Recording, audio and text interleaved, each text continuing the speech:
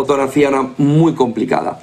Y eso a pesar, vamos a mirar ahora en gráficos, de lo que ayer nos presentó la Reserva Federal. Miren este primer gráfico que nos enseña ese famoso dot plot.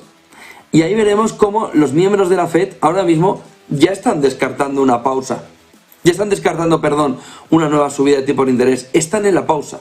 Están en que la luz al final del túnel es el final de las salidas. No, como les decía antes, ese tren que va en contra de quien camina a favor de la luz o en contra de la luz y que se lo va a llevar por delante.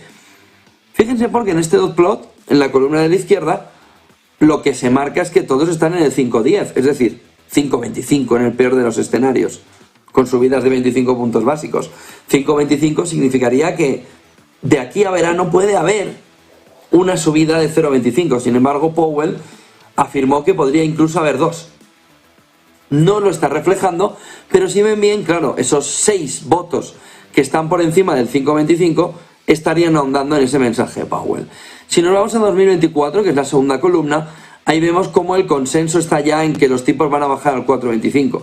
Es decir, que la pausa, lo más normal es que haya llegado en esta reunión, pero la Fed se deja para ese entorno cholista, ¿no? De Simeone, de data a data, de reunión a reunión, de jornada a jornada, 25 puntos básicos y como mucho otros 25, de tal manera que tendríamos una caída hacia 2024 de 100 puntos básicos, es decir, bastante empinado el movimiento de disminución. Lo que hizo ayer al 2 años americano y al 10 años americano, cuando escuchaba a Jerome Powell caer con fuerza incluso el 5%, porque veían que la Fed ya no tenía mucho más recorrido, que en ese entorno no hay camino para no bajar tipos. Si nos vamos a 2025, que es la tercera columna, ahí vemos que todos se sitúan en el 3%, es decir, que están caminando desde el pico a la marcha o al ritmo de 100 puntos básicos hacia abajo para ver que no se destabilice inflacionariamente la economía.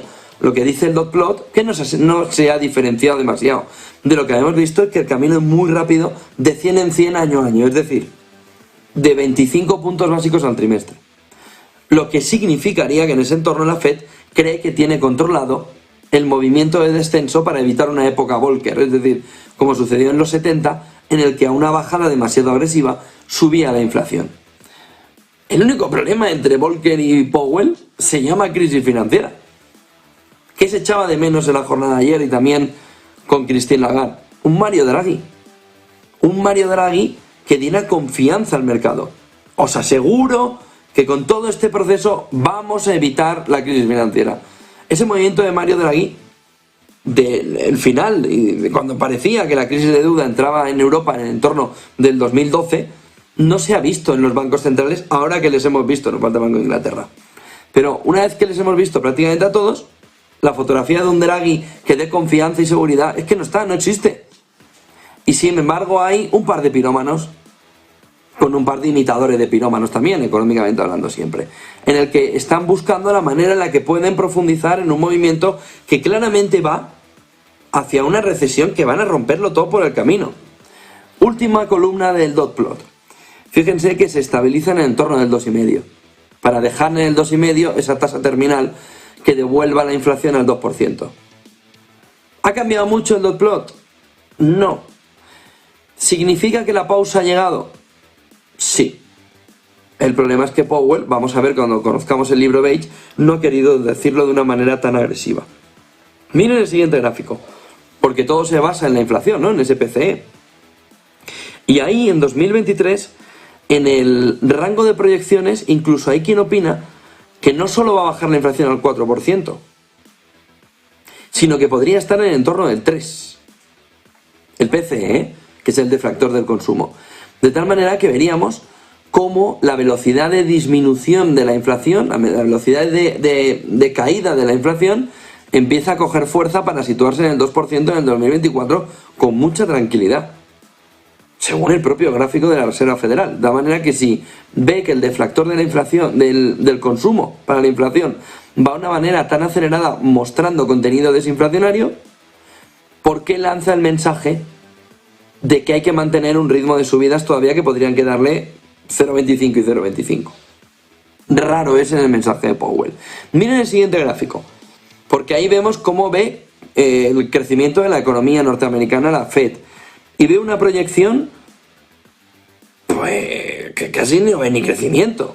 Ve que puede estar un poquito por encima del 1% en el mejor de los escenarios, pero si cogemos en esos cuadraditos, ¿no?, en esa especie de Lego de figuritas que hace la FED en 2023, veremos que la parte baja toca el cero.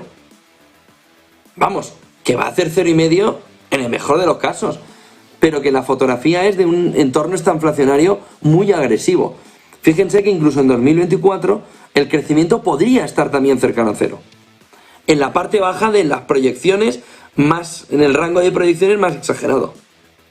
Miren el siguiente gráfico. Hemos visto inflación, hemos visto crecimiento. ¿Qué dice la FED de empleo?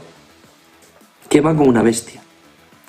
Fíjense que ve, en el mejor de los escenarios se lo lleva al 5, la tasa de desempleo. En el peor de los escenarios al 3,8. Es decir, que no se genera desempleo. Vale, hagamos una parada aquí, con este gráfico. Porque el punto fundamental que no explicó la FED ayer y que falta por explicar por parte de los bancos centrales es si vamos a un cambio de modelo.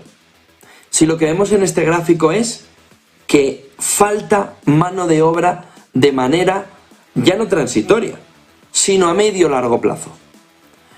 Si falta mano de obra, las empresas van a tener que esforzarse para conseguir la misma producción con un recorte de márgenes vía aumento de salarios. ¿Eso qué significa? Aumentos salariales no más progresivos, sino más constantes en el tiempo. ¿Eso cuánto significa de aumento de salarios? ¿Un 3? ¿Un 4%? ¿Un 3,5%? ¿Cómo va a bajar la inflación al 2% con aumentos salariales obligados por una tasa de paro que como mucho va a llegar al 5%? Es prácticamente imposible. De tal manera que la información que nos falta en la reunión de la FED y de los bancos centrales es cuál es el incremento salarial a medio plazo que espera que tenga el conjunto de la economía debido a dos cuestiones. La digitalización agresiva, que está sustituyendo puestos de trabajo por máquinas cada vez de una manera más acelerada, la jubilación y la poca tasa de reemplazo. De tal manera que tenemos una presión muy fuerte salarial, tanto en nuevos contratos como en mantenimiento. Si este gráfico de unemployment rate nos está marcando que la subida salarial a medio plazo es anualmente del entorno del 3%, si eso es lo que la FED está empezando a calibrar, es imposible que baje la inflación ni al 2 ni al 2,5. Y esa es la parte de proyección que también nos faltó en la jornada de ayer. Ver un poco más a largo plazo dónde está mirando si ve una tasa de desempleo del 5% en el longer run por parte de la Reserva Federal, es decir, a largo plazo. Miren el siguiente.